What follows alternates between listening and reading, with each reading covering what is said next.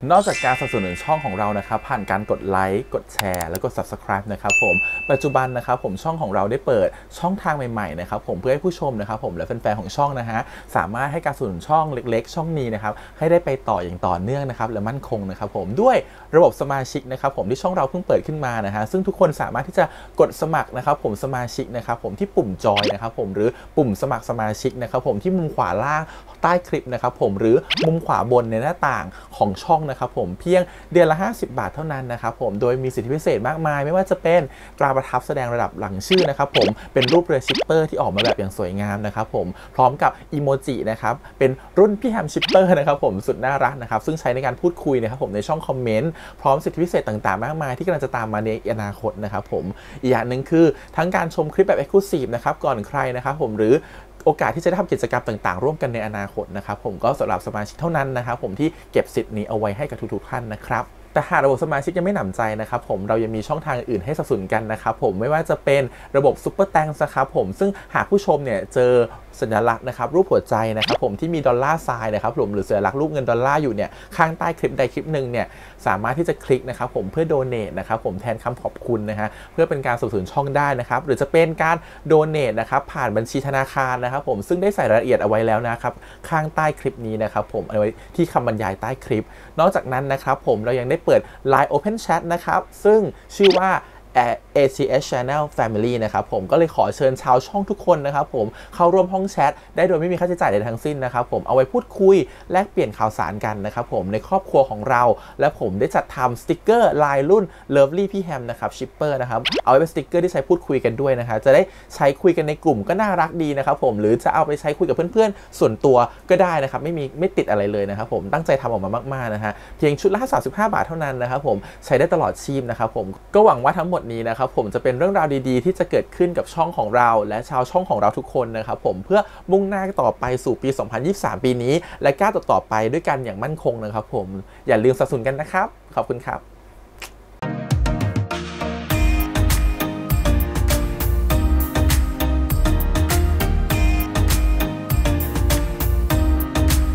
สวัสดีครับยินดีต้อนรับสู่ช่อง ATS Channel นะครับกับผมกับอีกครั้งการ Reaction วันนี้กับพี่แฮมนะฮะการงานซีรีส์เรื่อง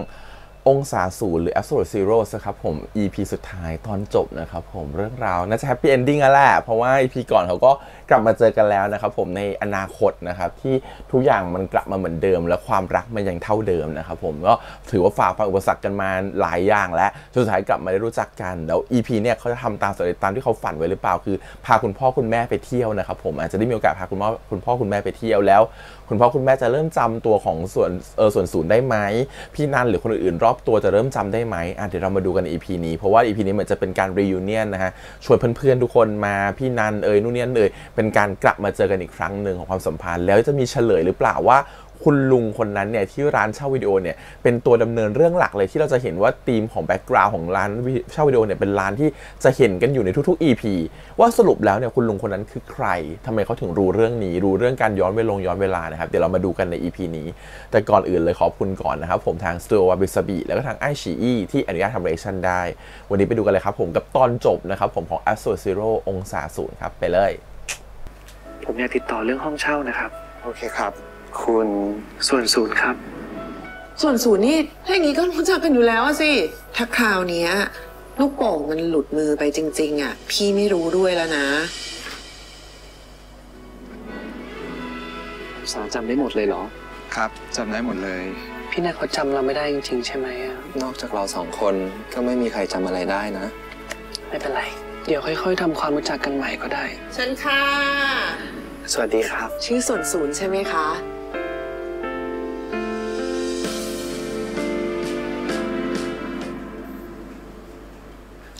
ไม่รู้ว่าจะมาไม่งั้นพี่จะเตรียมสัญญาเช่าไว้ให้แล้วขอโทษครับขอโทษทำไมเราคนกันเองทั้งนั้นนี่เอาจริงๆนะอยากจะย้ายเข้ามาเมื่อไหร่แค่บอกพี่เดี๋ยวพี่จัดการให้ทุกอย่างเลยเรียบร้อยถ้า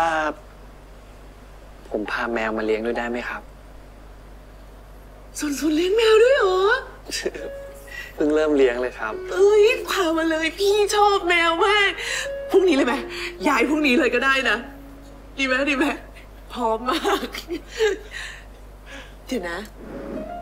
รู้ได้เหรอว่าองศาชอบกินเมนูเนี่ย ความทรงจำมันวิ่งกลับมาเหรอ พี่คุ้นมากเลยอะคือมันเหมือนเราอะเคยนั่งกัน3 คนแบบเนี้ยแล้วคุยแบบเนี้ยคุยเล่นกันอย่างเงี้ยมันคุ้นมากเขาเรียกเดจาวูใช่ไหมใช่ปะ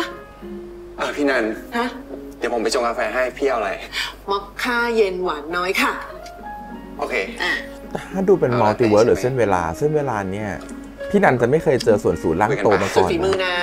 แน่นอน เราเลยรู้สึกว่ามันเหมือนกับแบบเป็นมัลติเวิร์สมากกว่าเป็นเหมือนแบบ ชอบกินลาเต้เหรอคะ ครับ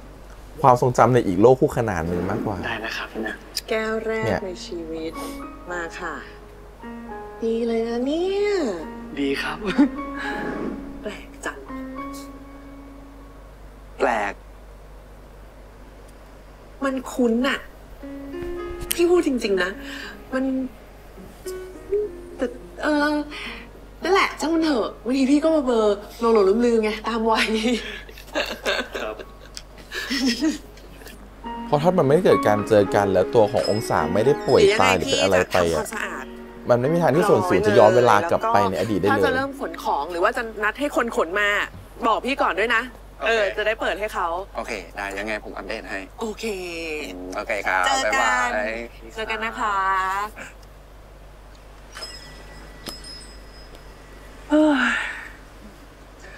เก่งมากเลยนะ เมื่อกี้เราเกือบร้องไห้ต่อหน้าพี่นันด้วย แต่พี่นันก็ดีใจนะ ที่ได้เจอพี่อ่ะ อืม เราค่อยสบายใจขึ้นหน่อย พี่นันเขาใจดีเหมือนเดิมเลยเนาะ พี่นันก็อย่างเงี้ยแหละ อืม โอเค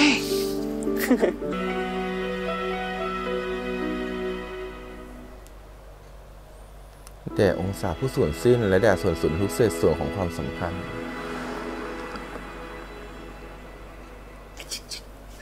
กินหนม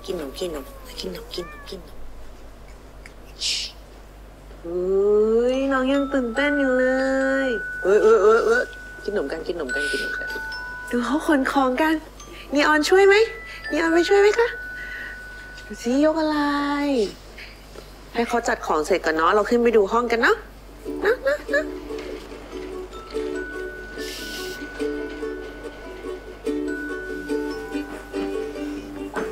โอ้ยเสร็จสักที ไม่ลืมอะไรแน่นะ ไม่มีแล้ว หมดแค่นี้แหละ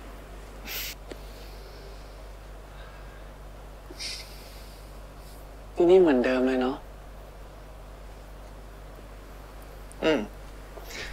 นั่นดี เหมือนเดิมจริง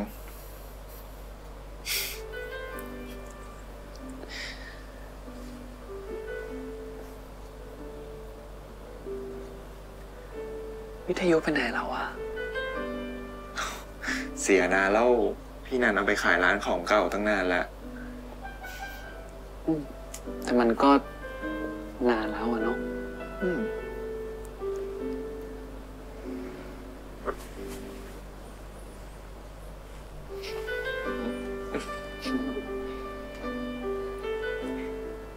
องศาจำวันแรกที่เรามาที่นี่ได้ไหม พี่แม่งขี้แยว่ะ ถ้าพี่ไม่มีที่ไปอ่ะ ผมช่วยได้นะ พี่อยู่ที่นี่ได้ เดี๋ยวผมบอกเจ้าของร้านให้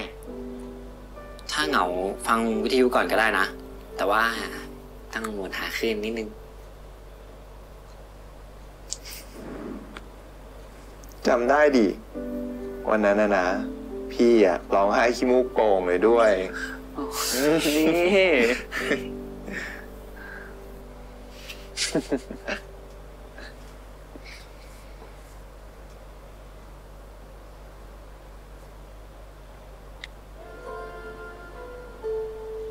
เรารักเรามีกันนานนาน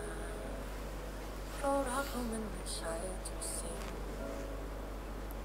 ต่อให้แสนล้านหยดน้ำตาไม่อาจเปลี่ยนฝันให้กลายเป็นจริงท ำว่าเธอกับฉันคำว่าเรารักกันไม่มีการบอกให้เธอได้เคียงข้าง โอ้ยเก่งอะเนี่ย แน่นอนครับที่รักเธอก็รู้ไม่มีอะไรได้มันง่ายได้อาจจะต้องมีวันที่เราห่างกันแสนไกลแม้มันต้องจบ หัวใจเต้นแรงจัง คอยเธอจำเอาไว้ รู้สึกเหมือนมีผีเสื้อบินอยู่ในท้องอะ ได้ยินมาว่าผีเสื้อบินหาเขาว่ากำลังมีความรัก มันจะไม่มีวันเปลี่ยนแปลงไป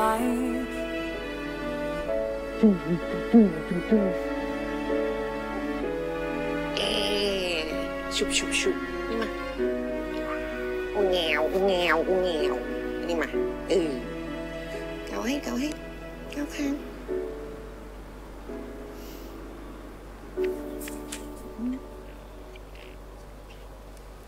กาแฟ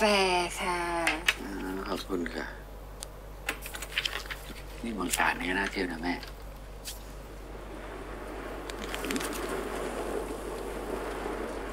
เสียงรถใครอะบอก สงสัยจะเป็นรถลูกนะ แต่ลูกไม่ได้บอกว่าจะกลับวันนี้นะ พาไปดูกัน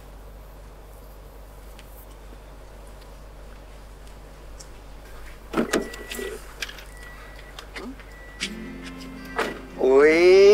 ไม่เห็นบอกกันก่อนเลย โอ้ยอยากเซอร์ไพรส์ไงครับคิดถึงครับพ่อ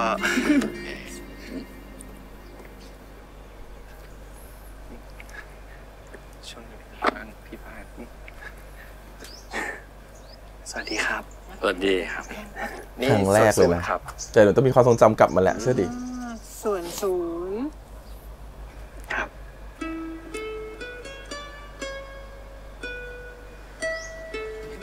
ส่งซิกให้แม่ คนนี้แหละแม่ เข้าไปข้างในกันดีกว่า คนนี้แหละแม่ เชิญค่ะเชิญค่ะ พี่คอยถามอยู่บ่อย ปกปิดแม่ ๆเอามาเซอร์ไพรส์แม่ไม่บอกก่อนไม่ให้เตรียมตัวเลยนะเป็นแม่พี่ไม่ได้เลยนะแม่พี่นี่คือต้องบอกก่อนนะเธอจะมาแบบว่า คุณแม่มีอะไร ตัว ผม นี้ ช่ แม่ วยไหม เขิ ครั น บ โอ้ไม่เป็นไรเลยจ้ะเดี๋ยวแม่จัดการเอง ว่าจะเอาน้ำส้มหรือว่าเอากาแฟดี กาแฟก็ได้ครับ งั้นเดี๋ยวแม่ชงให้ ไม่เป็นไรครับ เดี๋ยวผมจัดการเองครับ ครับ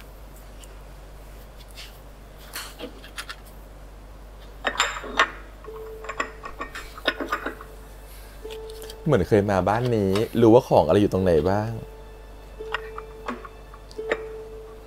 คุณ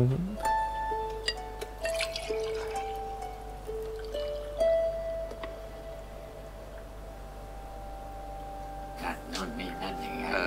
อาชีพอะไรทำอะไรบ้างอะไรอย่างเงี้ยเราก็จะเห็นความแตกต่าง ครับผมอุ้ย โอ้โห อุ้ยเล่นใหญ่มาก นั่งด้วยได้ไหม เฮ้ย อ้า หู แม่ ขอนั่งตรงนี้ ทำเอง ขอ ปะเนี่ นั่ ย งตรงนี้ รู้ว่าแม่คิดถึง โอ้ยแม่มาเลยอยากนั่งเปล่า อยากนั่งไปลูกมานั่งเลยเราเองเป็น ขออนุญาตนะคะ เสนอเองช่วยไม่ได้ เอ้ย นั่งเกรง เฮ้ยมันเกินไป อยากรู้ว่าสู้ของแม่ทำ แน่ได้ครับ รู้สึกคุ้นเคยเนาะแบบว่าแบบ ชิม บางทีคนเราเจอกันมันบอกไม่ถูกครับ แล้วที่เราเคยบอกเราความทรงจำ สร เห ร มื พ อน นา ค ม วาม ห่า ฝั ง น เหินมากเลย เนี่ยเห็นไหม เรียกพ่อกับแม่ก็ได้จ้ะ รบกวนด้วยนะครับ พ่อ เหมือนความคุ้นเคย แม่ ฟิลลิ่งมันเหมือนคนแบบเจอกันในชาติที่แล้วก็มาเจอกันใหม่ฟิลลิ่งเหมือนกันอย่างนั้นเหมือนกันนะ เพื่อนกับแม่นะ เอาวันเดียว ถ้าใครเคยดูการ์ตูนเรื่อง Your Name จะเข้าใจมันจะมีความอะไรแบบนั้นอยู่ เห็นบ้างไงไม่เป็นไร ได้ครับ เล่นอีกครับ ผมมาครับผมซื้อมา บางครั้งการที่คนเรารู้สึกคุ้นเคยกับคนบางคนเวลาเจอหน้ากันอาจจะเป็นเรื่องแบบนี้ก็ได้ นี่นะ ไม่ได้มากิน โอ้ย ตั้งนานแล้วนี่ แล้ว เราเคยอาจเจอกันในโลกคู่ขนานหรือในชาติที่แล้ว ให้กินก่อน ถ้าเชื่อเรื่องชาติที่แล้วนะ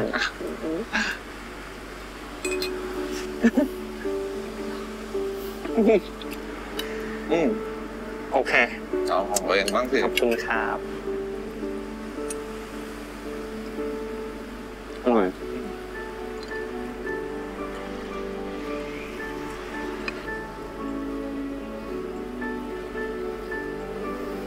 เล่า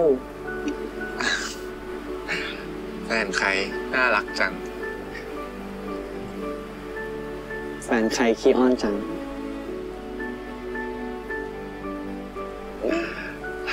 จำได้ด้วยเหรอ จำได้หมดแหละ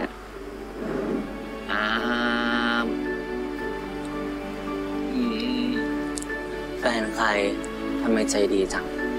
แล้วนี่แฟนใครทำไมขี้อ้อนจัง แฟนคุณนั่นแหละครับ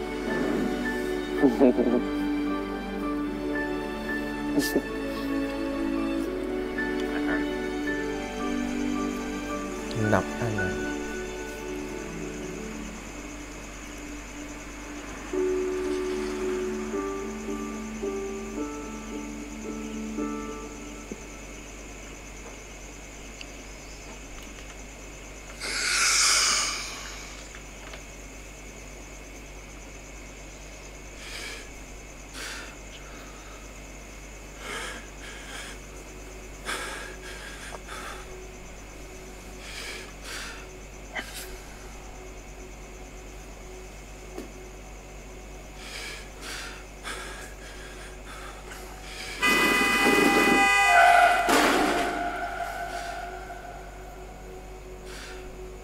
ร้ายอีกแล้วสินะ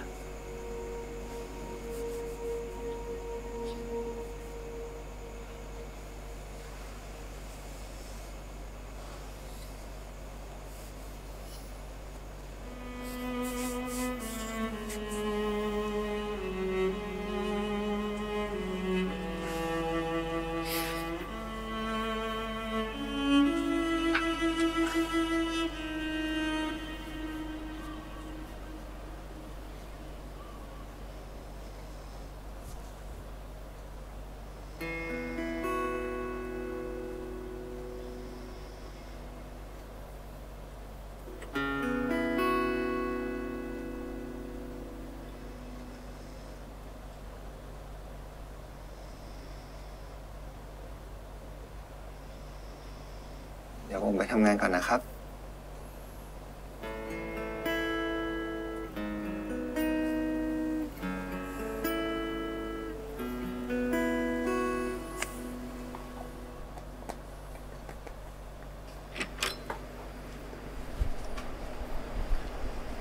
อรุณสวัสดิ์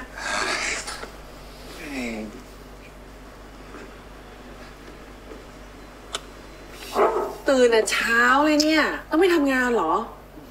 มีประชุมด่วนอะ โหหนักนะเนี่ย วันหยุดก็ยังไม่ได้หยุดเลยอ่ะ ก็ใช่อ่ะ พี่ไปบอกหัวหน้าผมให้หน่อยดิ จะเอาอะไรไปบอกเขาล่ะ ไม่ได้สิ กินแซนด์วิชแล้วกินกาแฟด้วยค่ะ จะได้ตื่น ผมครับ อันนี้ศูนย์ยังไม่ตื่นเหรอ เพิ่งนอนไปเมื่อเช้าเองอะ อุ้ย ช่วงนี้งานเร่ง อย่างนี้ดูทำงานหนักเหมือนกันนะเขาเป็นฟรีแลนซ์เหรอ ก็ทำงานแปลอะ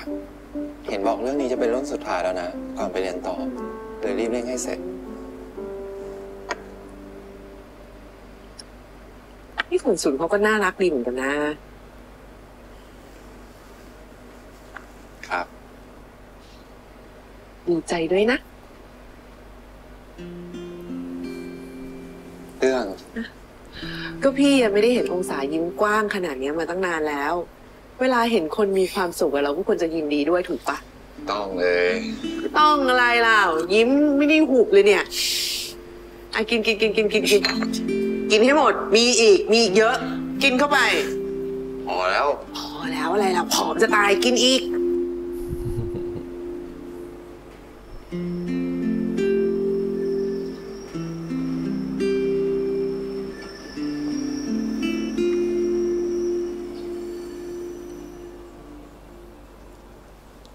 ได้ยินว่ามึงย้ายไปอยู่ร้านพี่นัน พวกกูว่างกันพอดีก็เลยจะแวะไปหา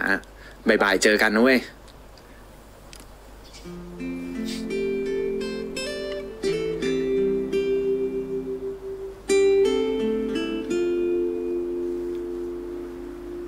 ขยับตัวบ้างอย่าเอาแต่นอนตื่นมาพักผ่อนบ้างลูกนี่อย่าหนีบอ้าวตื่นแล้วเหรอ ครับพี่ อย่า นีออนกินเก่งมากอ่ะ พี่เลยต้องพาลงมาเล่นบ้างออกกำลังบ้างไม่งั้นเดี๋ยวอ้วน ขอบคุณนะครับ ที่ช่วยดูแลนีออน นี่ไม่เป็นไรหรอกจริง ๆ แล้วอ่ะต้องขอบคุณส่วนศูนย์มากกว่า เพราะว่ามีนีออนแล้วพี่ก็ไม่เหงาด้วยใช่ไหมคะอ้าวยึดเลยยึด มาเร็วมา ยึดเลยเล่นอะไรอยู่ครับ เฮ้ย เดี๋ยวสิ หิวแย่แล้วมั้ง ต้องบอกหาแมวที่จับได้ง่ายๆเชื่องๆอย่างเงี้ย ไม่ เนาะ เป็นไรก็ได้พี่ ถึงจะเข้าฉากได้สบาย มานี่เอาเลยไม่ต้องมาพี่เร็วมาเร็วมา มาแล้วจ้า ขอบคุณนะครับชิมหน่อย ร้านนี้มีทุกอย่างเลยเนาะ โอเคไหม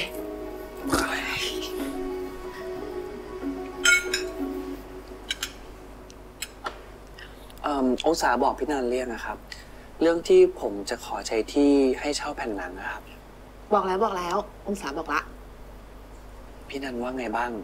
เอ้าพี่ก็ว่าดีนะสิลูกค้าก็น่าจะชอบด้วยนะ จริงเหรอครับ จริง แล้วพวกตู้หรือว่าชั้นอะไรที่มันจะไว้วางของอ่ะมีกันหรือยัง ก็จริง ๆ ตั้งใจจะไปดูวันนี้แหละครับ พี่จะบอกว่าหลังร้านนะมันมีกล่องไม้มีอะไรที่มันจะเอามาใช้หยิบไปได้เลยนะเต็มที่เลย ไม่เป็นไรก็ได้พี่เกรงใจ เดี๋ยวพวกผมก็ต้องไปดูของกันอยู่แล้วอะครับ อ่า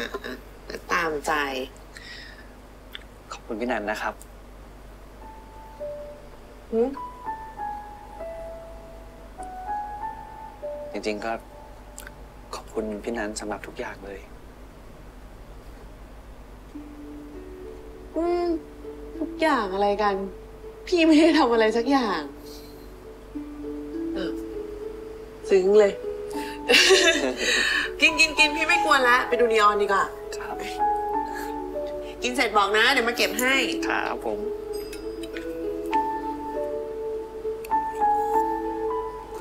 นีออน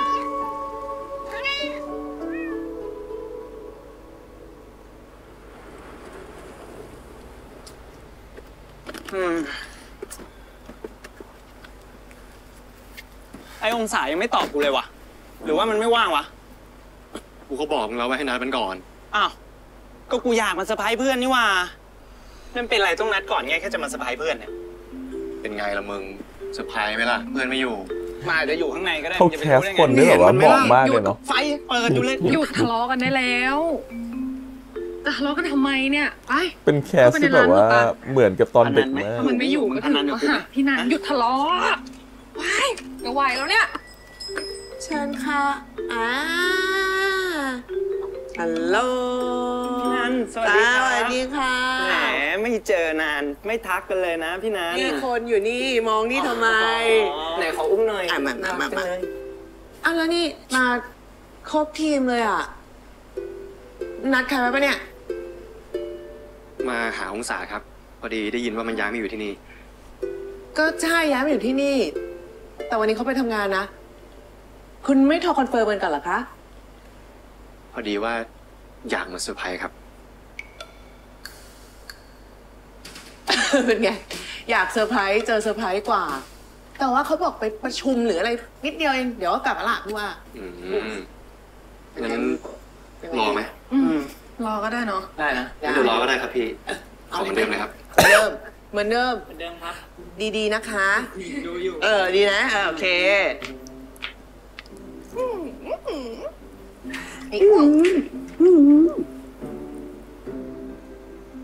แป๊บเดียวนานอยู่นะคะ ตั้งแต่บ่ายๆเลยโอ้โหนี่นึกแล้วยังไม่มาเลยจ้า ตรงไหนเขาว่าแป๊บเดียว เอ้าตายแล้วคนของมาหมดทำไมไม่รอองศาเดี๋ยวก็โอ้โหมานี่ ขอบคุณครับ มา ไม่เป็นไรพี่นันเพราะว่าของหนักๆเนี่ย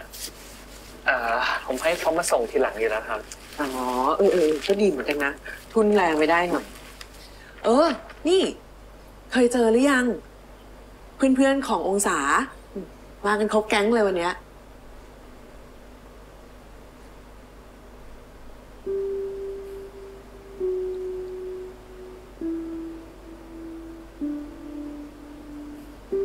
ไม่เคยเจอเหรอ เดี๋ยวพี่แนะนำให้รู้จัก น้องน่ารักทุกคนแหละ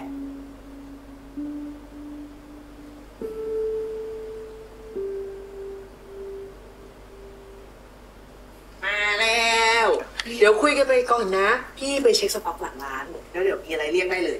โอเค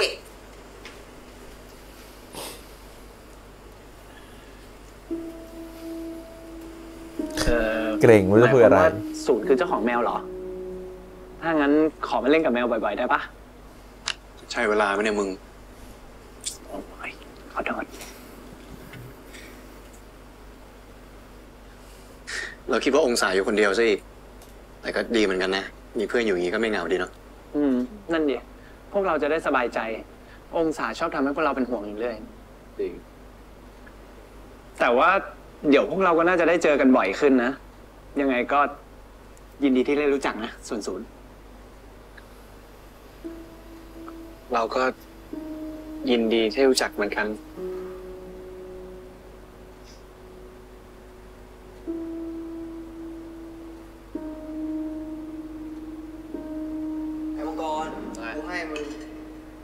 เราก็ขอบคุณทุกคนเหมือนกันนะ ขอให้มีความสุขในทุกๆวันดูแลตัวเองกันด้วยนะ ได้ครับ ทั้ง3 คนสบายดีนะ สบายดีค่ะ สบายดีครับ ช่วงนี้ก็ไม่ได้เจ็บป่วยอะไรนะปลอดภัยแข็งแรงดี แต่ก็มีเรื่องอะไรให้คิดเยอะแยะเลยครับ เป็นผู้ใหญ่นี่ไม่ง่ายเลยจริงๆเนาะ มาปรับทุกข์อะไรของมึงเนี่ย แต่ก็จริงนะ บางทีก็อยากมีเวลากลับไปเล่นอะไรเหมือนเด็กบ้าง ไม่ต้องมาทำอะไรซีเรียสเหมือนผู้ใหญ่เขาอะจริง แค่นี้ก็เก่งมากแล้ว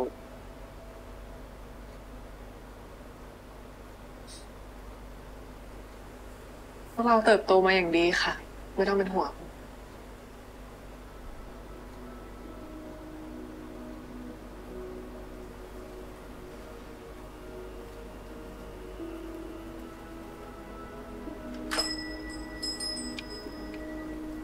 เอ้าสา เอ้า ทำงานวันหยุดสนุกไหมล่ะ เฮ้ยพวกมึงมาทำไมไม่บอกกูก่อนเลยวะ อย่าให้กูพูดเลยดีกว่าเรื่องนี้ กูขอร้องอย่าให้มันพูดเลย มันไม่หยุดแน่ มันด่ากูตั้งแต่มาถึงจนถึงตอนเนี้ย ถ้าอย่างนั้น เดี๋ยวเราว่าเราขอตัวก่อนดีกว่า ตามสบายนะ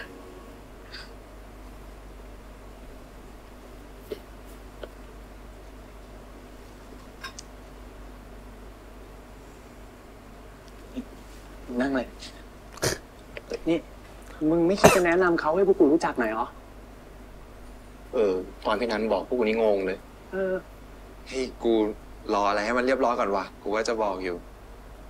คือพี่เขาชื่อส่วนศูนย์ เป็นแฟนกูเอง ฮะ คือกูคบกับพี่เขามาตั้ง เดี๋ยวนะ นี่เขาเป็นพี่เราเหรอ จริงๆก็เท่ากัน โอ้โหแล้วกูตบบาดซะสนิทเลยเมื่อกี้ พี่เขาคงไม่ถือสาเราหรอกมั้งมึง คือเขาอายุเท่าเรานี่แหละ แต่กูชินกับเขาเรียกพี่เองอะ ชัวร์นะ ตอนนี้ไปชัวกูต้องเรียกพี่เหมือนมึงวะเนี่ย เฮ้ย แล้วแต่พวกมึงเลย แต่ส่วนศูนย์ก็ดูเป็นผู้ใหญ่กว่าเราอีกนะ จริง เจอครั้งแรกก็ถามเลยว่าสบายดีไหม กูนี่แบบอุ่นใจเลยอะ อุ่นใจ อุ่นใจ อุ่นใจอะไรของมึงเนี่ย มึงเป็นอะไรกับกูมากปะเนี่ย ไม่ใช่เขาแค่ถามมึงว่าสบายดีไหมมึงอุ่นใจอะไรของมึง มึงไม่ขัดกูสักเรื่องได้ไหม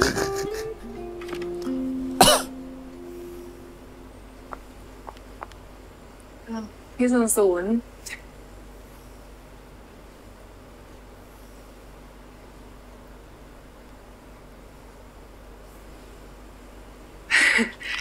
พี่จำเรื่องที่เคยถามหนูได้ไหม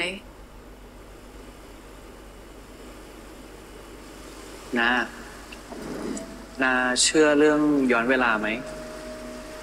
ไม่อะ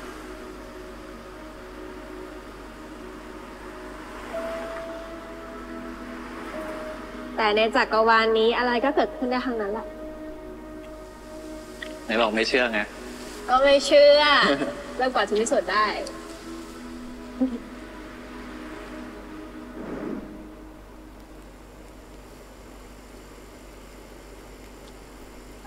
พ ตอนนี้หนูเชื่อแล้วนะ เป็นคนแรกที่เอะก่อนเพื่อน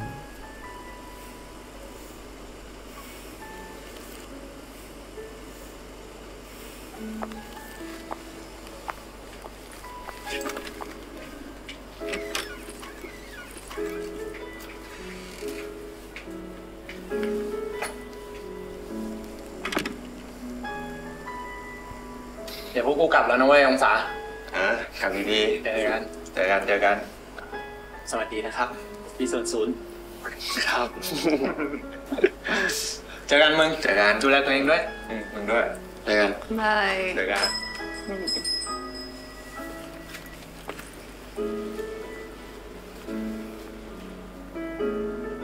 เด็กๆโตขึ้นเยอะเลยเนาะ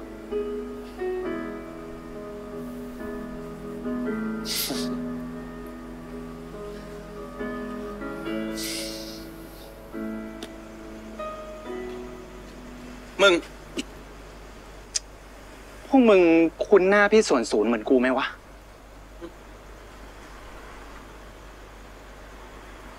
มึงคิดไปเองมาเนี่ย พูดแล้วก็ไปอะไร ๆคิดได้กันหมดแหละแต่คือไม่ยอมแจ้งเพื่อนไม่ยอมบอก เนี่ย ว่ารู้สึกเหมือนกันไม่ฟังนะคุ้นหน้าเหมือนกันไหม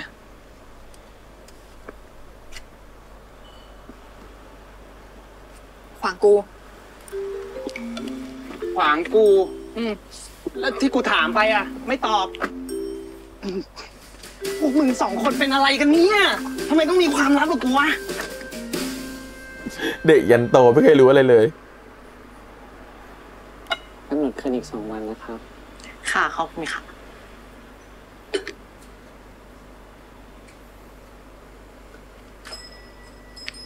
นี่องศายังไม่ลงมาเลยอ่ะ ก็ ทำอะไรอยู่เนี่ย ตื่นสายอะครับ นี่ น่าจะกำลังแต่งตัวอยู่ อ้าวเหรองั้นเรากินกันก่อนไหมได้นั่งก่อนปึ๊บอ้าวเกือบแล้วนะเกือบไม่รอแล้วนะไปกินข้าวต้มเร็วร้อนๆเลยเอ้ยเดี๋ยวนะเรียนวันแรกปะวันนี้ ใช่ครับ โอ้ย ตื่นเต้นนิดนึงเพราะว่าผมห่างหายจากการเรียนไปนานมากนะ ทำได้อยู่แล้ว ไม่เป็นไร เดี๋ยวผมเป็นผู้ปกครองให้พี่เอง ผู้ปกครองอะไรตื่นสายตั้งแต่วันแรกเลย ไปเร็วรีบกินคุณผู้ปกครอง ผู้ปกครองตัวช้าเลยครับ ดูซิต้องให้นักศึกษามารอนะคะ แล้วคุณแม่ให้นักศึกษา ไม่ใช่ ผู้ปกครองจริงๆกิน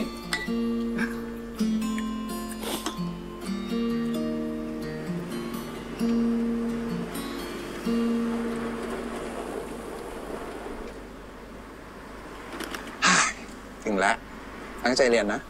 ครับยังอยู่เหรอ ใส่ข้อมือยังอยู่นะ แต่แหวนหายไปแล้วสิ นอกจากเรา2 คนที่จำได้ ก็เหมือนทุกอย่างมันหายไปหมดเลยเนาะ เหมือนกับว่า เหตุการณ์ทุกอย่างมันไม่เคยเกิดขึ้นจริง ใช่ แต่ถ้ามันหายไปเราก็สร้างขึ้นใหม่ก็ได้เนาะ เดี๋ยวแหวนนะผมซื้อให้ใหม่นะ เดี๋ยวนี้ยังมีโหลไข่มุกอยู่อีกเหรอ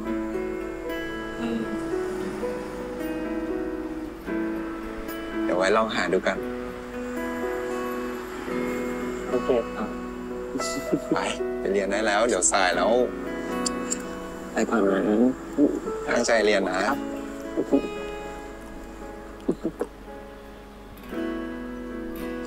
ของครบแล้วนะ ไม่ลืมอะไรแน่นะ ไม่น่าลืมแล้วครับ ผมฝากเจ้าตัวดื้อนะครับพี่นัท พี่รอเวลานี้มานานแล้ว อยากพาลีออนไปเล่นยาวๆฉ่ำๆที่บ้าน ได้เลยครับ อย่าดื้อนะ บายบายไปขับรถกันดีๆ แล้วก็เที่ยวให้สนุกนะ ครับผม โอเคสวัสดีจังไปเงี้ยว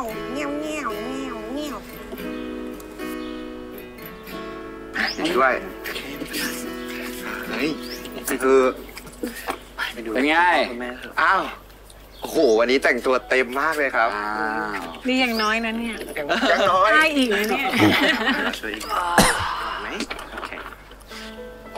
พร้อมไหมอ๋อพร้อมตั้งแต่เมื่อวานแล้วเนี่ยเชื่อ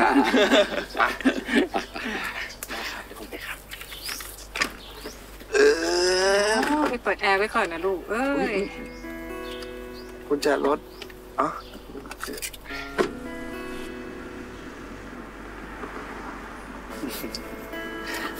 คุณพ่อกับคุณแม่อยากฟังเพลงอะไรไหมครับ อ๋ออะไรก็ได้เลยลูกแม่ฟังได้หมดนะครับได้เลยครับ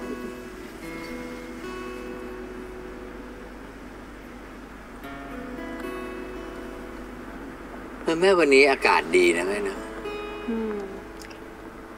เหมาะกับไปทะเลที่สุดเนาะแต่เราไม่ได้ไปทะเลกันนานแค่ไหนแล้วเนี่ยนานมากอะน่าจะไม่ต่ำกว่า5 ปีอะแม่นะนานนะเดี๋ยวไปถึงก็จะได้รู้ว่าอะไรจะเปลี่ยนไปบ้างเปลี่ยนแล้ว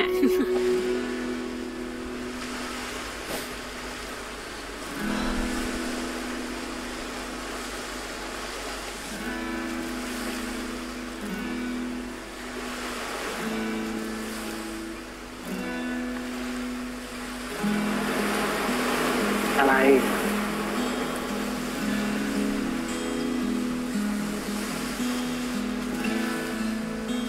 ถอดให้หน่อยมีแหวนมาแล้วจ้ะหาแหวนได้แล้วหรอถอดให้ก่อนแต่ไม่ใช่แหวนไข่แล้วรอบนี้ฉันว่าแหวนขอแต่งงาน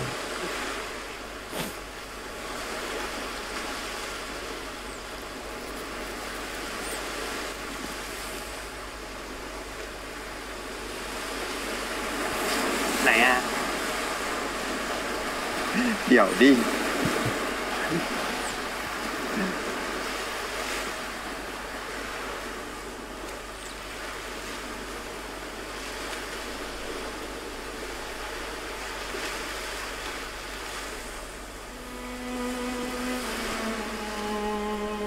ได้แหวนจริงด้วยขอมือหน่อยโอ้ยนี่แหวนเล็กขนาดนี้จะใส่ได้ยังไงเล่า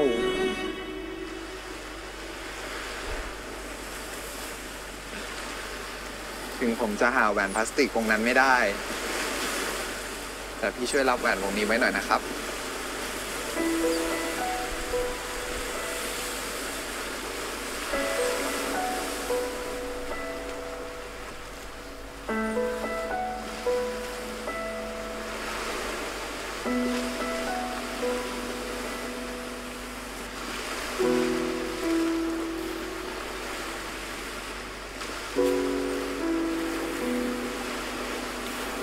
คุณ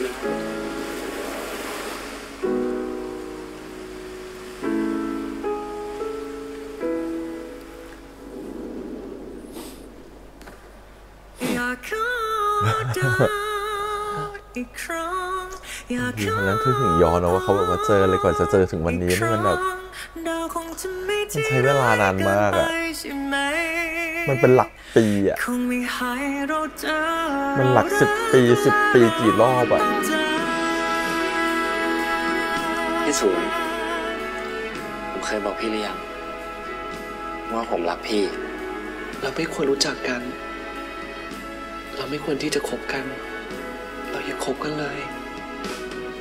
ชีวิตพี่ที่มีผมเป็นยังไงบ้างเรา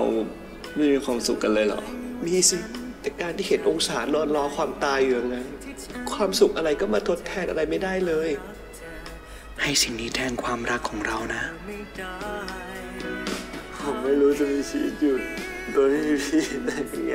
แค่ได้รับรู้ว่าอีกฝ่ายมีตัวตนจุดส่วนใดส่วนหนึ่งของโลกก็ดีละลาก่อนนะพี่สูงขอโทษแต่ผมทำไม่ได้หนังสนุกนี้เนาะสนุกเพลงก็เพราะมากเดี๋ยวตัวของนายอ่ะ ยินดีที่ได้รู้จักอีกครั้งนะครับพี่ส่วนศูนย์องศาขออะไรเหรอขอส่วนศูนย์เป็นแฟนกันนะ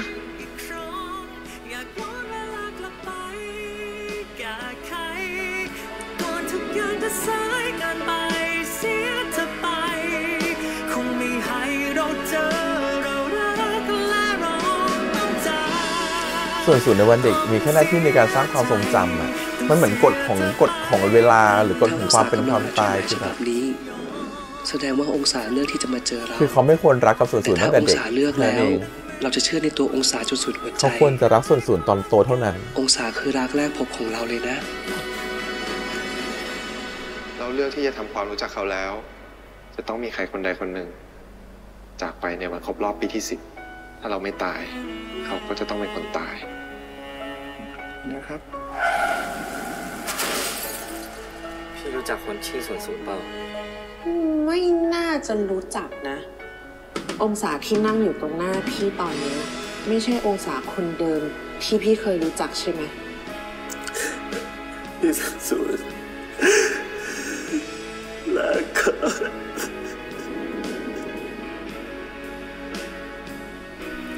เราให้ยืมเราไม่รู้จะอธิบายยังไงแต่เหมือนหัวใจมันอยากจะร้องไห้เราไม่เคยรู้จักกันมาก่อนจริงๆหรอไม่จริงขอโทษ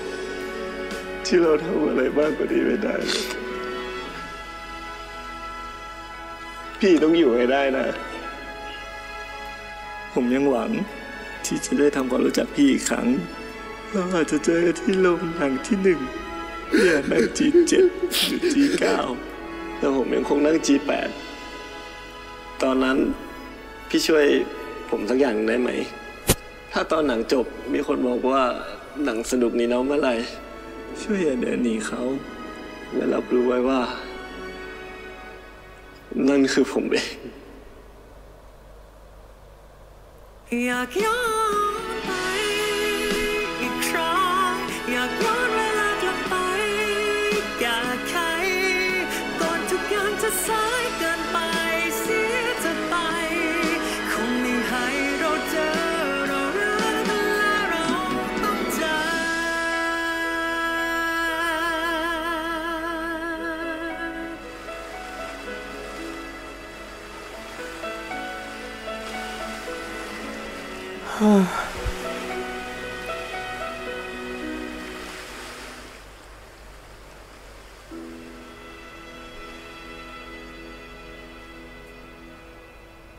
เชิญตามสบายนะครับไปไหมอยากลงไหมครับอยากลงไหมไปพี่ปล่อยลงนะไปเดินเล่นไปเร็วไปเลยใช่มาพี่นันคะเดี๋ยวผมจัดการฝากด้วยโอเคได้ที่สุดรู้ป่ะวันก่อนไหมกูไปกินเหล้าแหวก่อนมารู้ไหมเกิดอะไรขึ้นกูนั้นเมาชิบหายขอไปนอนบ้านมันไม่ให้กูไปนอนฮะมาเวลามึงจำไม่ได้ทำไมกูทำอะไรมึงบอกเพื่อนๆเขาไปยังไงมึงอ้วกใส่สิ่งมึงอ้วกใส่เตียงเขาด้วย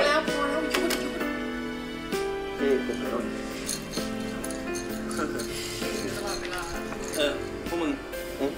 เสาร์นี้ไปเที่ยวพูลวิลล่ากันปะกูอยากไปเที่ยวอ่ะคือโอมชวนมา3 รอบแล้วอ่ะ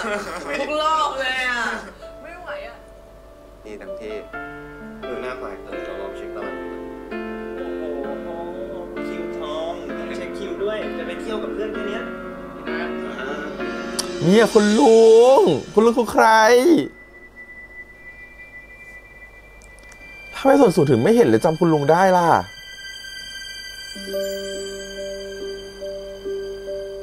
แต่คุณลุงต้องตายไปแล้วนะในเวลาช่วงเนี้ย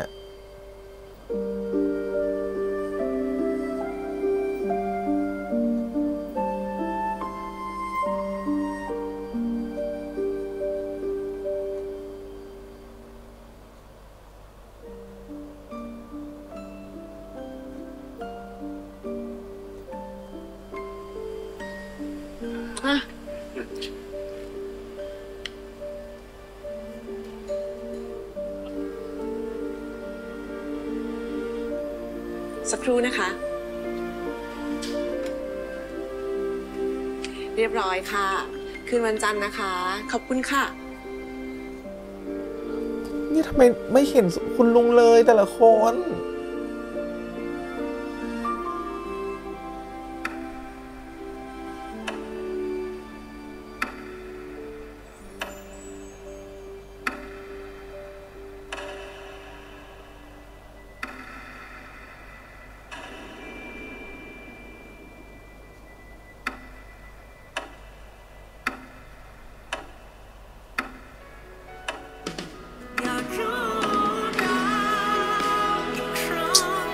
เนี่ยไม่เฉลยด้วยนะให้สงสัยอีกนะ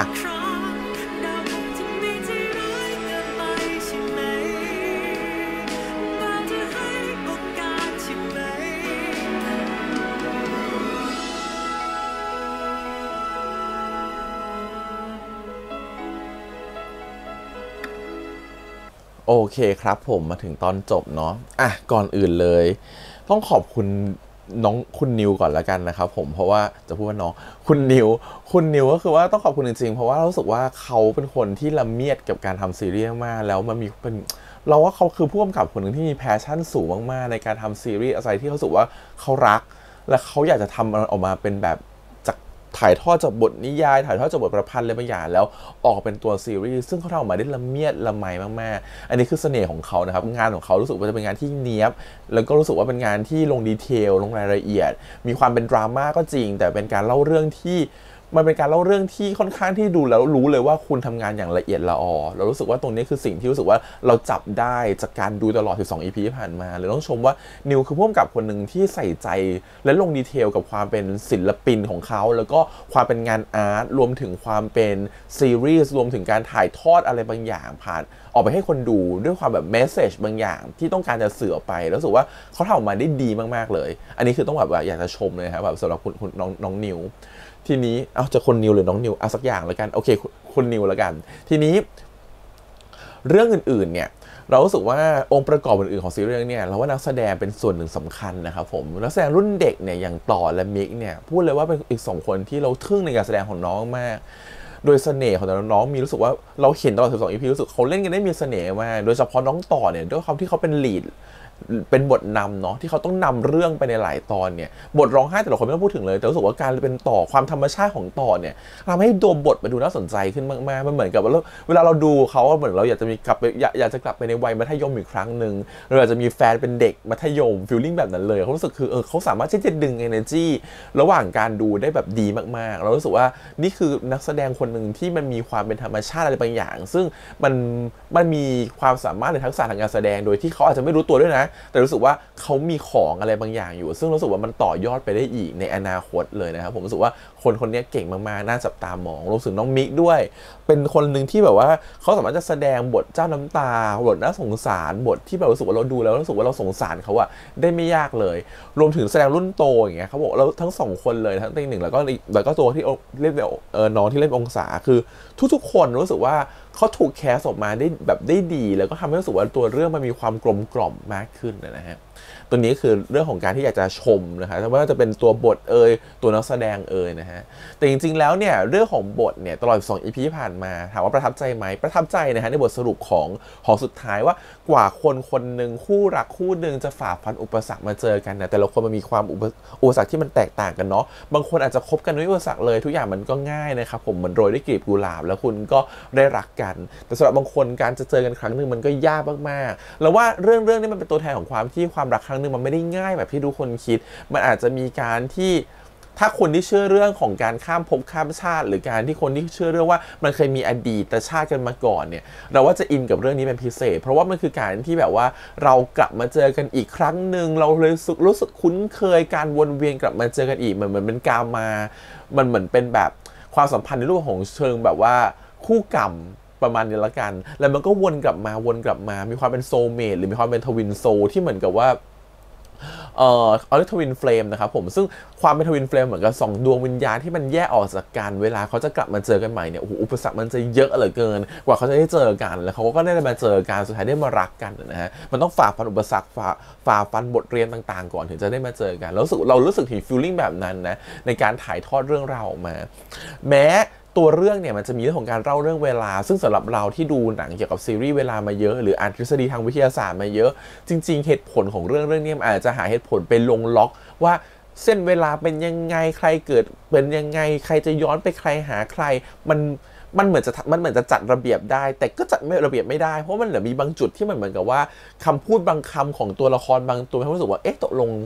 มันอยู่เส้นเวลาไหนกันแน่แต่ถ้าเราจะหาคำอธิบายง่ายๆในเชิงของความเป็นแฟนตาซี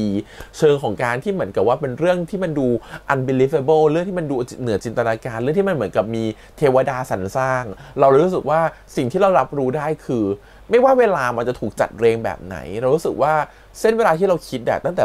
เราถ้าใครดูทุกตอนมาที่พี่ตั้งทฤษฎีไว้คือมันเป็น2เส้นเวลานะเส้นเวลาแรกคือเส้นเวลาที่ตัวของส่วนสูงย้อนกลับไปในร่างโต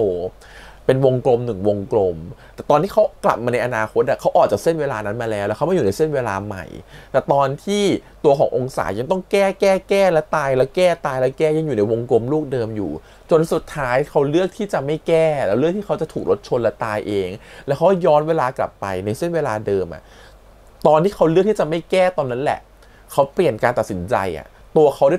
ตอนที่เขาย้อนกลับมาเป็นเด็กอีกครั้งตัวเขาได้ย้อนกลับมาเป็นเด็กในเส้นเวลาใหม่แล้วที่เราบอกว่าสุดท้ายเขาเป็นเด็กแล้วก็รอเจอส่วนศูนย์ตอนโตเท่านั้นเองเจอวันที่เขาไม่มีวันครบรอบ10 ปีต่อไปเหมือนเป็นการเจอกันครั้งแรกทุกๆความทรงจำของทุกคนไม่มีใครจำส่วนศูนย์ได้อีกแล้วแต่ความทรงจำของเขา2คนยังเป็นความทรงจำเหมือนเดิมมันเป็นความรักเท่าเดิมบางทีมันก็ต้องมีการแลกกันเนาะแลกกับทุกความทรงจำเพื่อให้เราได้รักกันบางทีก็อาจจะเป็นแบบนั้นทีนี้มันก็จะมี2ตัวละครสำคัญที่เรารู้สึกว่าเขาอย่างตัวละครของน้องผู้หญิงขอโทษที่จำชื่อไม่ได้ตอนนี้มันดึกมากแล้วครับตอนนี้ที่ดูอยู่แต่โอเคตัวละครของน้องผู้หญิงเนี่ยคือเขาจะมีความทรงจำที่เขาพูดประโยคว่าหนูเชื่อนะคะเรื่องการย้อนเวลาเราไม่แน่ใจว่ามีเหตุการณ์ไหนทำให้เขาเชื่อนะแต่มันอาจจะเป็นเขาก็ได้ที่เก็ตก่อนจำได้ก่อนรู้สึกคุ้นเคยก่อนแล้วเขาเป็นคนฉลาดเขาอาจจะไปติดมาต่อเรื่องได้เร็วว่าความคุ้นเคยเนี่ยมันมีอะไรบางอย่างซึ่งเขาเคยถูกแล้วเขานึกถึงการถูกเคยถามคำถามนี้มาก่อนหรืออะไรบางอย่างที่เป็นตัวสะกิดใจเขาหรือเขาจะเป็นตัวละครที่เวลาไม่สามารถที่จะเปลี่ยนความทรงจำเขาเหมือนกับตัวองศาก็ได้ทำให้เขายังจดจำได้เขาเลยพูดประโยคนี้กับตัวของส่วนศูนย์อีกตัวละครหนึ่งคือคุณตาเนี่ยเราตั้งไว้2ทฤษฎีแล้วกัน1ทฤษฎีคือคุณตาเนี่ยเขามายืมวิดีโอเรื่อง Once เนาะซึ่ง Once จะจำได้ไหมครับว่าใครที่ยืมคนแรกมันคือส่วนศูนย์ถูกไหมในร้านเช่าวิดีโอที่มาคุณตาแล้วคุณตาก็มาเช่าเรื่องนี้กลับเหมือนกันมันก็เป็น2นัยยะที่ทางไม่รู้ว่าคุณนิวเขาต้องตั้งใจแบบนั้นหรือเปล่านะ1คือการที่เขาหยิบเรื่องวันออกมาเนี่ยตอนที่เช่า DVD เนี่ยนั่นหมายความว่าจริงๆแล้วคุณตาอาจจะคือส่วนศูนย์ก็ได้นะที่อยู่แก้แล้วแก้อีกแก้ไม่จบจนสุดท้ายเจอวิธีที่จะแก้ถูกต้องคือฉันนี่แหละต้องย้อนเวลากลับมามีครอบครัวมีลูกมีอะไรก็ตามนะครับผมเสร็จแล้วฉันคนนี้คือคนที่เหมือนกับว่าเป็นคนกำหนดเส้นเรื่องหรือเป็นคนที่จะคอยเป็นกุญแจสำคัญดอกสุดท้ายที่จะบอกว่าทุกๆอย่างจะเป็นยังไงต่อไปแบบเป็นคนคอยช่วยอยู่แบบนั้น2คือคุณตาไม่ได้เป็นส่วนศูนย์แต่คุณตาเนี่ยการที่มาเช่า DVD Once เนี่ยที่ร้านเนี่ยเป็นการบอกว่าฉันน่ะจำได้ตั้งแต่วันแรกนะแล้วฉันน่ะอยู่กับเด็กคนนี้มาตลอดฉันอยู่กับส่วนศูนย์มาตลอดและฉันรู้ทุกเหตุการณ์มาตลอดนั่นหมายความว่าคุณตาคนเนี่ยเส้นไม่ว่าเวลาจะเปลี่ยนไปกี่ครั้งย้อนเวลากี่ครั้งคุณตาคนนี้จะเป็นคนรู้ทุกครั้งว่ามันเกิดการย้อนเวลาอีกแล้วคนนี้ไม่ใช่ส่วนศูนย์คนที่ฉันรู้จักคนที่ส่วนศูนย์คนนี้คือใครคือคุณตาเป็นคนที่เวลาในการเปลี่ยนแปลงย้อนไปย้อนมาไม่สามารถทำอะไรเขาได้หมายความว่าเขารับรู้ทุกเหตุการณ์อยู่เสมอเป็นคนที่จดจำได้ทุกอย่างไม่ว่าเวลาจะผ่านไปกี่เส้นเวลาแล้วก็ตามอาจจะเป็นแบบนั้นก็ได้นะครับแล้วกลายเป็นว่าในปัจจุบันตอนนี้คุณตาไม่เสียด้วยอย่าลืมนะคุณตาต้องเสียตอนก่อนครบรอบ10 ปีถูกปะแต่นี่เลยครบรอบ10 ปีมาแล้วคุณตายังอยู่นะครับผมนั่นหมายความว่าอะไรนั่นหมายความว่าจริงๆแล้วเนี่ยคุณตาอาจจะเป็นโชคชะตาของคุณตาหรือการมีชีวิตของคุณตาอาจจะขึ้นอยู่การมีชีวิตของ2 คนนี้ด้วยก็ได้เท่ากับ2 คนเนี่ยการที่ชะตา2 คนนี้จะจากกันหรือแยกกันน่ะก็มีผลต่อชีวิตของคุณตาเหมือนกันว่าคุณตาอาจจะต้องตายเร็วขึ้นแต่พอ2 คนนี้กลับรอดมาได้ไม่ตายในช่วงที่ครบรอบ10 ปีคุณตาก็ยังมีชีวิตอยู่ต่อไปเหมือนกันคือมันเป็นอะไรที่มันยังน่าสงสัยแต่คือเราเชื่อว่านิวเขาคงแบบเปิดกว้างให้ทุกคนได้ตีความในตัวละครตัวนี้กันอะไรเงี้ยแต่ความน่ารักของมันไม่ว่าจะตีความว่าอะไร อย่างน้อยๆคุณตาคือคนที่คอยดูความสัมพันธ์ของคู่นี้ตั้งแต่แรกจนถึงตอนนี้แล้วก็เป็นคนที่รู้สึกว่ามันเหมือนคนที่เหมือนเป็นแมทช์เมคเกอร์ครับฉันรอคอยและดูความสัมพันธ์ของเธอมานานเหลือเกินสุดท้ายในที่สุดเธอได้คู่กันแล้วถ้านับว่าคุณตาเขาสามารถที่จะอยู่ในเส้นเวลาได้โดยที่เขายังจำได้ทุกอย่างเท่ากับว่าเขาจะเห็นความสัมพันธ์แบบเนี้ยเกิดขึ้นแล้วซ้ำแล้วซ้ำเล่าซ้ำแล้วซ้ำเล่าแล้วก็เห็นจบลงไปโดยการที่ต้องมีคนหนึ่งจากไปทุกครั้งและในวันนี้มันเป็นครั้งแรกที่เรารู้สึกว่าในที่สุด2 คนนี้ที่เขาจับตาดูมาตลอดก็ได้กลับมาคู่กันก็อาจจะเป็นแบบนั้นก็ได้นะครับผมเพราะเรื่องมันก็เปิดกว้างมากเพราะพอมันมีคุณตากับมีน้องผู้หญิงคนนี้เข้ามาเนี่ยมันทำให้เส้นเวลามันดูเหมือนว่าตกลงมันเป็นเส้นเวลาไหนกันแน่แต่ที่เราสัมผัสได้คือไม่ว่าจะเส้นเวลาไหนก็ตามสิ่งที่ตัวละครเหมือนจำขึ้นมาได้เหมือนเป็นเดจาวูนึกขึ้นมาได้เนี่ยมันคือเรารู้สึกว่าทฤษฎีนึงที่อธิบายได้เลยคือความทรงจำในรูปแบบความฝันเราเชื่อว่าถ้าใครเคยดู Your Name หรืออะไรมาเหมือนกับเวลาเราย้อนเวลากลับไปหรือว่าเราแก้ไขอะไรบางอย่างเวลาเรากลับมาอยู่ในภพร่างปัจจุบันหรือการที่เรากลับมาอยู่ในเวลาปัจจุบันน่ะเวลาที่ผ่านมาที่เราเข้าไปแก้หรือเข้าไปยุ่งกับมันมันเหมือนจะเราฝันมันเหมือนกับเราฝันไปเหมือนเราถอดจิตออกไปเหมือนช่วงที่เราฝันอยู่เวลาเราตื่นจากความฝันเราจำความฝันไม่ค่อยได้ถูกไหมฮะเหมือนตัวเองเอาตัวเองออกไปอะไรเงี้ยซึ่งสิ่งนั้นแหละเรารู้สึกว่ามันก็คือเกิดขึ้นกับทุกคนในตัวละครตรงนี้มันเหมือนกับว่าทุกๆคนเนี่ยอาจจะมีความทรงจำที่ตกค้างมาจากอีกเส้นคู่ขนาดหนึ่งของเวลาแล้วก็เหมือนกับว่ามันเหมือนพอฉันทำอะไรกับเธอมันเลยเหมือนกับว่าฉันนึกถึงเหตุการณ์ที่เคยเกิดขึ้นมาก่อนทั้งที่จริงๆเหตุการณ์นั้นไม่ควรเกิดขึ้นในเส้นเวลานี้เนาะเพราะว่าส่วนศูนย์น่ะไม่ได้อยู่ในเส้นเวลานี้แล้วมันเหมือนออกมาอีกเส้นเวลาหนึ่งแล้วส่วนศูนย์ตอนโตมันไม่ควรจะได้เจอกันมาก่อนอะไรอย่างเงี้ยในเส้นเวลานี้แต่การที่ทุกคนได้เจอกันมันเหมือนอาจจะมีความทรงจำที่ติดค้างมาจากเส้นเวลาเดิมก็ได้หรือวงกลมวงเดิมก็ได้ก็เป็นไปได้มันก็เลยเหมือนกับว่าเปรียบเทียบได้กับว่าเวลาเราเกิดเดจาวูเราเหมือนเหตุการณ์แบบนี้เคยเกิดขึ้นมาแล้วบางครั้งมันจะเป็นเหตุการณ์ที่เกิดในโลกคู่ขนานของเราก็ได้ที่มีตัวเราอีกคนหนึ่งไม่ใช่เกิดในโลกของเราแต่เรารู้สึกว่าเหมือนเราเคยเจอกันมาก่อนเราว่าทุกคนเคยเป็นนะแบบฉันเหมือนเหตุการณ์นี้เคยทำมาแล้วฉันเหมือนกับเหตุการณ์นี้เคยเจอกันมาแล้วเราพวกเราเคยเจอกันมาก่อนแล้วมันจนฟีลแบบนี้ซึ่งเขาอธิบายเหตุการณ์เดจาวูได้มันมีหลายทฤษฎีมากแต่มันมีทฤษฎีนึงที่เราเชื่อมากคือมันอาจจะเป็นสิ่งที่เราทำในจักรวาลคู่ขนานของเราก็ได้ในโลกคู่ขนานของเรามีเราอีกคนหนึ่งที่ทำในแบบเดียวกันแล้วเราก็ขึ้นมาว่าเหมือนกันเลยเฮ้ยจริงๆเราไม่ได้ทำแต่ตัวเราอีกคนหนึ่งในจักรวาลหนึ่งเป็นคนทำแบบนี้ก็ได้นะฮะผมเพราะฉะนั้นก็เป็นไปได้หมดแหละว่ามันเป็นยังไงเพราะมันไม่จำเป็นต้องหาเหตุผลหรอกว่าตัวละครมันไปเจอกันยังไงรู้สึกยังไงสำหรับเรารู้สึกว่าเรื่องนี้ไม่ได้ให้เหตุผลเรื่องนั้นขนาดนั้นแต่เรื่องนี้ให้เหตุผลของการมีคุณค่าของการที่มีชีวิตอยู่ว่าถ้ามีชีวิตอยู่มันต้องทำยังไงมันต้องทำเวลาให้ดีที่สุดแค่ไหนการที่เราจะได้รักคนคนหนึ่งบางทีเราต้องยอมเสียสละแค่ไหนอย่างนั้นมากกว่าที่เรื่องพยายามจะให้เรานะแล้วตอนจบดีมากๆตรงที่ว่าสุดท้ายเขาได้ทำตามครอบครัวคือได้พาครอบครัวไปเที่ยวนะครับตามความฝันของตัวเองอย่างเงี้ยได้พาครอบครัวไปแบบว่าไปเที่ยวทะเลด้วยกันไปกันพร้อมหน้าพร้อมตามันฟีลลิ่งเหมือนแบบได้ทำตามที่คิดไว้แล้วเพราะตอนนั้นเขาจะคิดว่าเดี๋ยวฉันปิดงานนี้ได้ปิดจ็อบนี้ได้จะพาครอบครัวไปเที่ยวหาเวลาไปเที่ยวกันสุดท้ายมันก่อนจะปิดได้แฟนตายก่อนแฟนเกิดอุบัติเหตุก่อนสุดท้ายก็ไม่ได้ไปในที่สุดมันก็ได้ทำตามความฝันแล้วนะครับผมและอีกอย่างนึงที่มันย้อนกลับมาเตือนตัวพวกเราก็คือว่าซีรีส์เรื่องนี้มันกำลังจะบอกว่าทุกคนไม่ได้มีโอกาสแบบนี้ซ้ำแล้วซ้ำเล่าในการย้อนกลับไปแก้ไขอะไรนะฮะบางครั้งสิ่งที่เราเผชิญอยู่ตรงหน้าจะเป็นปัญหาที่ใหญ่มากๆก็ได้ที่แม้ว่าตะขอดวงดาวก็อาจจะไม่ให้พรเราก็ได้เราอาจจะเจอคู่รักของเราเจ็บป่วยหนักที่ต้องนอนซมอยู่บนเตียงแล้วรอวันตายก็ได้เพราะมันเกิดขึ้นได้เสมอไม่ว่าจะเหตุการณ์ใดก็ตามทุกคนไม่มีโอกาสครั้งที่2ในการจะไปทำให้ความรักนั้นมันสุกงอมอีกครั้งเพราะฉะนั้นในทุกๆเวลาที่เราอยู่ด้วยกันถ้าสมมติว่าเปรียบเทียบคู่นี้ก็คือ10 ปีทุกๆเวลาที่อยู่ด้วยกัน10 ปีของส่วน0และองศาควรเป็นเวลาที่ดีที่สุดหรือเปล่ามันควรเป็นเวลาที่ให้เวลากันและกันให้คุณค่าของกันและกันอย่างดีที่สุดหรือเปล่าถ้าคุณไม่สามารถที่จะแก้ได้ในที่สุด10 ปีคุณก็ต้องตายอยู่ดีเพราะฉะนั้นเราถึงบอกว่าบางครั้งเรื่องนี้บางครั้งความสัมพันธ์ของคนเรามันอาจจะเกิดได้ตลอดเวลานะครับผมแต่มันอยู่ที่ว่าเราเลี้ยงดูความสัมพันธ์นั้นน่ะต่อไปได้ดีแค่ไหนมากกว่าเรื่องนี้พยายามจะบอกแบบนั้นว่าคุณดูแลความสัมพันธ์หรือดูแลคนที่คุณรักแล้วดีแล้วหรือยังคุณให้เวลากับความสัมพันธ์นั้นมากพอแล้วหรือยังเพราะว่าวันหนึ่งเราไม่รู้เลยว่าเราจะมีเหตุการณ์แบบนี้เกิดขึ้นเมื่อไหร่ก็ได้แล้วมันจะมีโอกาสครั้งที่2แบบนั้นหรือเปล่าก็ไม่ใช่เพราะฉะนั้นจงใช้เวลาที่มีอยู่กับคนที่คุณรักให้ดีที่สุดดีกว่าเราว่าสิ่งที่เรารู้สึกว่ามันเป็นสิ่งที่เป็นคำตอบมันชัดมากๆนะว่าคุณอาจจะไม่มีความโรแมนติกคุณอาจจะไม่ได้มีความ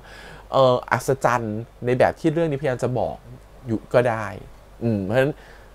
ถ้าคุณไม่มีคุณควรทำยังไงเราว่าสิ่งนี้เรื่องพยายามจะบอกเมสเซจตรงนี้กับเรานะครับเพราะเขาอาจจะไม่บอกตรงๆแต่มันก็ทำให้เราจากการที่เราดูรู้สึกว่ามันอบอุ่นหัวใจความรักความอบอุ่นที่มันเกิดขึ้นในเรื่องนี้มันเป็นสิ่งที่รู้สึกว่ามันสวยงามมากๆและมันควรจะเกิดในทุกๆเวลาของคนคนหนึ่งนะฮะก็ถือว่าเป็นซีรีส์เรื่องหนึ่งที่สำหรับเรารู้สึกว่าโอเคนะประทับใจนะรู้สึกว่าเป็นงานชิ้นหนึ่งที่เป็นผลงานที่มันมีความนิคมีความยูนิคของตัวเองมีความน่าสนใจมีความสวยงามในแบบของมันเราเชื่อว่าซีรีส์ทุกเรื่องอะครับผมมันไม่จำเป็นว่าต้องคุยกับทุกคนแต่เราเชื่อว่าซีรีส์มันจะมีคนที่คุยกับมันเสมอไม่ว่าซีรีส์เรื่องไหนก็ตามจะมีทั้งคนที่ชอบและไม่ชอบจะมีคนที่รู้สึกว่าคุยภาษาเดียวกันแล้วรู้สึกว่ารักมันนั้นทุกซีรีส์เป็นแบบนั้นแล้วซีรีส์เรื่องนี้จะมีคนที่ชอบมากๆแล้วรู้สึกว่าอินกับซีรีส์เรื่องนี้เพราะว่ามันคุยภาษาเดียวกับซีรีส์เรื่องนี้เขาคุยสื่อสารกันได้มันคือจริตเดียวกันมันทำให้รู้สึกว่าชอบซีรีส์เรื่องนี้ซึ่งสำหรับเรารู้สึกว่ามีแน่นอนคนที่ชอบมากๆเราก็รู้สึกว่าเราดูซีรีส์นี้เรารู้สึกเราเข้าใจเราชอบความเป็นดราม่าของมันชอบความที่ให้เห็นคุณค่าอะไรบางอย่างที่ซีรีส์พยายามจะมอบให้เราชอบตรงนั้นรวมถึงนักแสดงต่างๆที่เล่นเรื่องรู้สึกว่าบทแสดงมันดีในแบบของมันนะแม้ถ้าเราให้เหตุผลมันไปแบบคิดเยอะอาจจะมีความติอะไรบางอย่างบ้างแหละแต่ในเรื่องของภาพรวมความอบอุ่นโดยรวมความรักมวลความรักต่างๆแม้มันจะเศร้าแต่เราเชื่อว่าการที่นิวพยายามจะโชว์ด้านนี้ออกมามันคือการที่ให้เห็นว่าชีวิตของคนเรามันไม่ได้สวยงามตลอดเวลานะมันมีด้านที่เศร้ามันมีด้านที่เสียใจมีด้านที่ต้องฝ่าฟันอะไรบางอย่างไปแต่สุดท้ายถ้าเราพยายามมากๆแล้วมันอาจจะมีโอกาสที่จะสำเร็จตามที่เราหวังก็ได้มันก็เหมือนกับ I wish เนาะฉันภาวนาขอให้ทุกอย่างมันออกมาสวยงามอย่างที่ฉันตั้งใจมันอาจจะไม่ได้เป็นแบบนั้นในทุกๆครั้งแต่อย่างน้อยมันได้มีความหวังบางครั้งว่าอย่างน้อยฉันได้หวังว่ามันจะเป็นไปตามที่ฉันหวังละกันก็สไตล์คุณนิวนะครับผมมันก็จะมีความเป็นดราม่ากินใจฆ่ากันให้ตายอะไรแบบนี้นะครับผมซึ่งปีหน้าเนี่ยไลน์อัพประกาศออกมาก็ไม่ได้แผ่วเลยนะฮะก็รอดูแล้วกันว่าจะมีน้ำตากี่เรื่อง ทุกคนว่ายังไงบ้างครับดูเรื่องนี้จบแล้วมีความเห็นว่ายังไงบ้างใครที่ดูด้วยกันมาตลอดแล้ว12 EP เนาะว่ายังไงโอเคไหมชอบไหมนะครับรู้สึกยังไงกับซีรีส์เรื่องนี้นะบอกกันมาได้นะครับผมนี่ก็ถือว่าเป็นตอนจบแล้วเนาะถือว่าชอบตอนจบไหมหรืออยากจะให้มันมีมากกว่านี้ก็ลองคอมเมนต์กันข้างใต้ละกันสำหรับเรารู้สึกว่ามันก็พอแล้วนะมันคือความอิ่มที่เขาถูกเรียบเรียงมาดีแล้วแม้ความสุขมันจะมาช้าแต่เราก็รู้แหละว่าปลายทางมันจะมีความสุขมันคงคือซีรีส์มันถ้าจบเศร้ามากมันจะดาร์กจนเกินไปเนาะมันจะครึ่งเรื่องดาร์กมันต้องจบแฮปปี้บ้างแต่ระหว่างทางต่างหากอุปสรรคต่างๆที่มันเคยเจอมันทำให้คนเรามันทรมานแค่ไหนแล้วว่าเรื่องพยายามจะบอกตรงนั้นด้วยส่วนหนึ่งนะฮะถามว่าเรื่องที่เขาเจอมันลำบากไหมไม่ลำบากนะเพราะชีวิตเขาไม่ได้ลำบากอะไรเลยนะครับผมมันไม่ได้อุปสรรคที่เกี่ยวกับการเงินชีวิตของเราความเป็นความตายแต่มันเป็นเรื่องของความรักการติดอยู่ในบ่วงของความรู้สึกการที่คิดถึงคนคนหนึ่งการที่มองหาคนคนหนึ่งตลอดเวลาแล้วรู้สึกว่าธีมตรงนี้มันคล้ายๆกับการแบบพรหมลิขิตนะครับผมการรอเจอใครสักคนที่เป็นคู่ของเราในโชคชะตามันเป็นฟิลแบบนั้นเพราะฉะนั้นเรื่องเนี้ยถามว่าอุปสรรคของตัวละครมันเยอะไหมไม่เยอะแต่อุปสรรคในแง่ของหัวใจมันเยอะนะครับทำไมฉันถึงรักกันไม่ได้สักทีทำไมฉันถึงเจอกันไม่ได้มันทรมานมากการที่จะตัดคนที่เรารักออกไปจากชีวิตเราการที่จะอยู่โดดเดี่ยวเลือกที่จะอยู่คนเดียวแล้วมองเขาห่างๆในความสัมพันธ์นี้เพื่อไม่ให้กระทบกับความเป็นความตายของเขาบางครั้งสิ่งนี้มันก็สำคัญกับการที่เราจะยึดเหนี่ยวเขาไว้ทำให้ตัวเขาต้องสูญเสียไปเนาะเราเลือกที่จะปล่อยเขาไปดีกว่า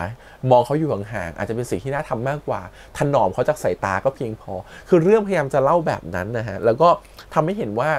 จริงๆแล้วตัวละครมันทรมานในเรื่องของความรู้สึกและหัวใจมากกว่าที่จะเป็นเรื่องของกายภาพแต่สุดท้ายมันก็